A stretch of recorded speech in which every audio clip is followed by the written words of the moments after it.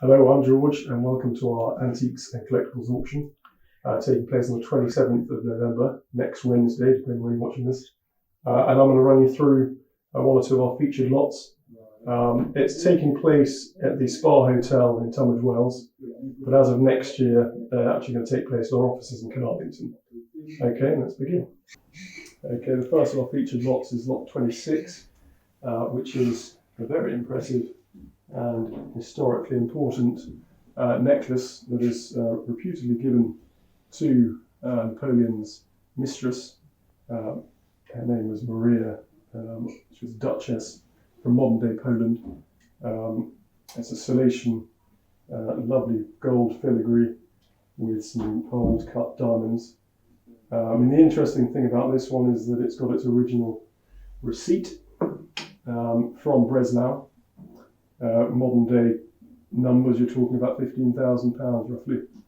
He was known to be a pretty generous giver of gifts to his lovers and wives, known to shower them with jewels, jewellery, and all sorts of presents. I believe his dowry for Mary Louise, the Duchess of Austria, who he married, worked out about £500,000, I believe.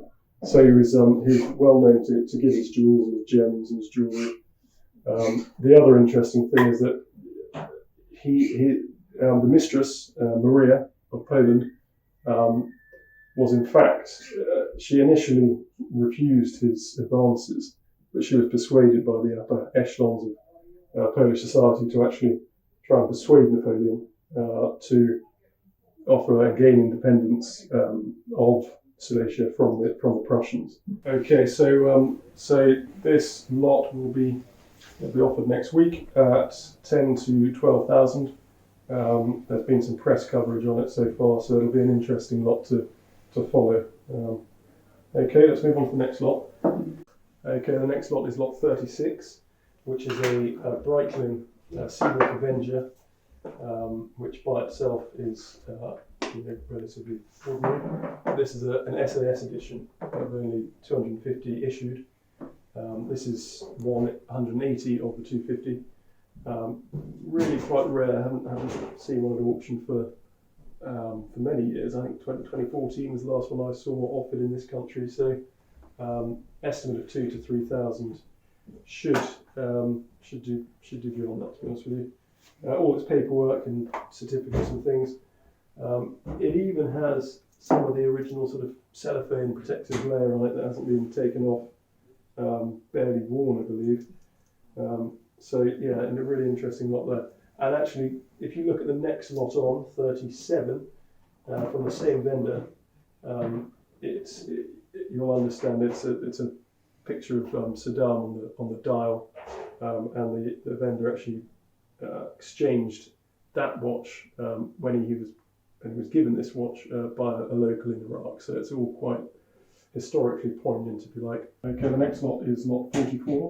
Again, a pretty historically interesting lot, related to John Spencer Loggin, who was the guardian of Maharaja Duleep Singh.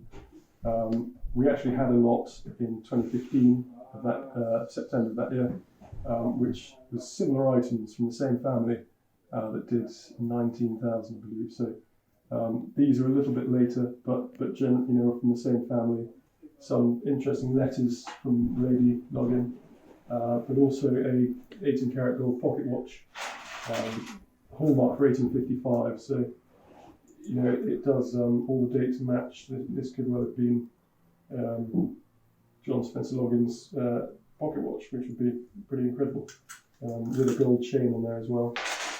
Some of these letters from Admiralty, John Spencer Loggin's son, who was an admiral, some condolence letters, many letters from Windsor Castle, and invitations and all sorts, really. And there's also a photograph album, which I believe is the daughter, around about 1900. So, it's a bit of a span in time. We've got some early letters from about 1870 through to about 1920, 1930. So it's a bit of a span of the family, together with actually quite an interesting Indian Malacca walking stick with a common serpent wrapped around, and some Indian transcript there and engraved there, dated 1844. So who knows, that could well have been the Maharaja's walking stick. But don't hold me to it. That's pretty much it for that lot. It's 5 to 8,000. So we'll see how that does on the day. There's been a bit of interest. Okay, the next lot 173, some Scout related items, badges, merit badges, colour badges, all that sort of thing. Quite a lot of interest so far. I mean, the Silver Wolf, which was the highest grade, highest award for the Scouts, which is very rare in itself. Together with, we've got some merit badges. We've got two sort of around about 1930s, I believe, merit badges there in red, and then we've got this one, which is the Kingfisher blue, not the purple. So that's pretty rare in itself, with the stars in the fleur-de-lis. And then a smaller one as well, without the stars and the fleur-de-lis. So that's around about 1945, I believe. Hallmarks you can just about make out. And then also this little pretty innocuous looking bronze swastika, which they did them in silver, gold and bronze. This is the rarest of the three. So that in itself again is pretty interesting. 8120 is the estimate. Already there's been a lot of interest online and through the office, so this should do pretty well. I'm quite excited about that lot. Okay, the final lot, lot 292, is a Pier 8 model Luger by DWM, which is part of a deceased estate.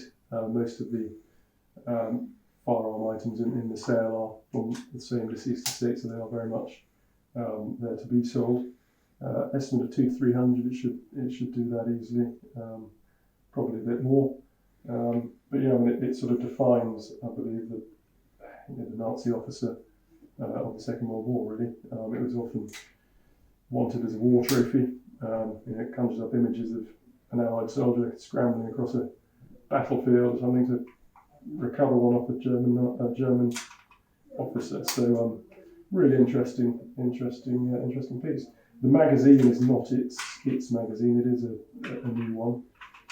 That's pretty much the only downside of the lot.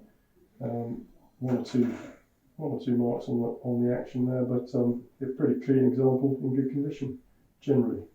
So yeah, lot 292, and that's about it for our featured lots.